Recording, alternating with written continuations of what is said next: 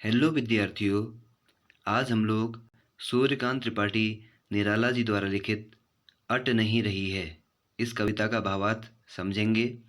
इससे पहले हम लोगों ने उत्साह नामक कविता के भावार्थ को समझा था।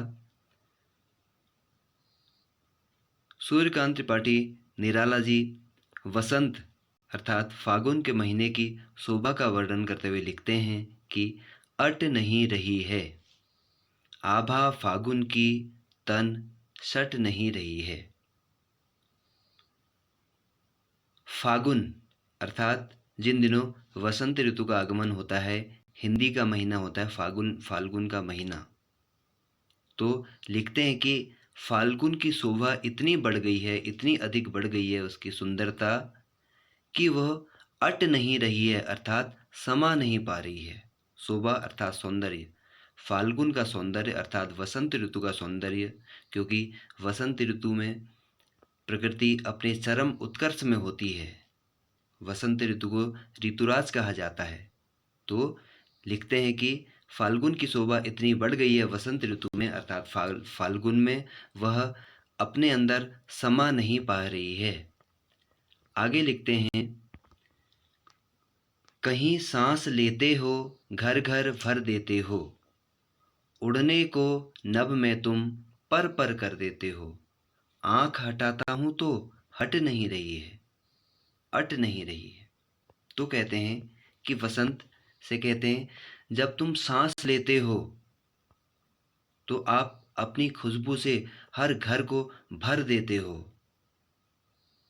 कभी ऐसा लगता है कि आप उड़ने के लिए आसमान में अपने पंख पसारना चाह रहे हो, अर्थात आप इतने मदमस्त हो कि आप जो है उड़ने के लिए फड़फड़ा रहे हो।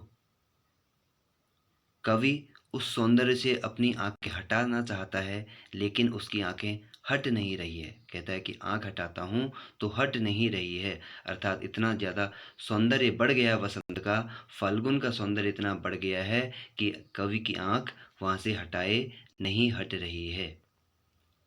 आगे लिखते हैं, वसंत की सौंदर्य, फाल्गुन के सौंदर्य का वर्णन करते हुए, पत्तों से लदी डाल कहीं हरी कहीं लाल, कहीं पड़ी है उर्में मंदगंध पुष्पमाल, पाट पाट शोभाश्री पट नहीं रही है। पाट पाट अर्थात जगह जगह शोभाश्री सौंदर्य, इतना भरपूर सौंदर्य है।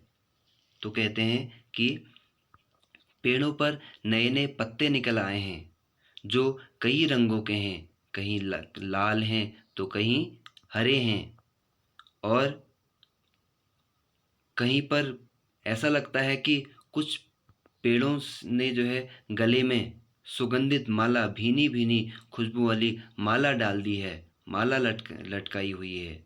यहाँ पर कवि ने प्रकृति का मानवीकरण किया है, प्रकृति को मानवीय रूप में दर्शाया है। हर तरफ सुंदरता इतनी बिखरी पड़ी है, इतनी अधिक बढ़ गई है कि वो पूरी धरा में पाट पाट शोभाश्री, हर जगह जगह वह समा नहीं पा रही है, पट नहीं रही है, अर्थात उसमें समा नहीं पा रही है, अट नहीं रही है। फाल्गुन का सौंदर्य इतना बढ़ गया है, फाल्गुन की सुंदरता इतनी बढ़ गई है कि वो अपने आप में समा नहीं पा रही है। तो इस प्रकार से सूर्यकांत त्रिपाठी निराला जी ने वसंत अर्थात फाल्गुन का बहुत ही सुंदर और वर्णन प्रस्तुत किया है, जिसमें प्रकृति का मानवीकरण ही बड़े सुंदर ढंग से प्रस्तुत किया है। तो आशा करता हूँ आप सभी को ये समझ आया होगा। धन्यवाद।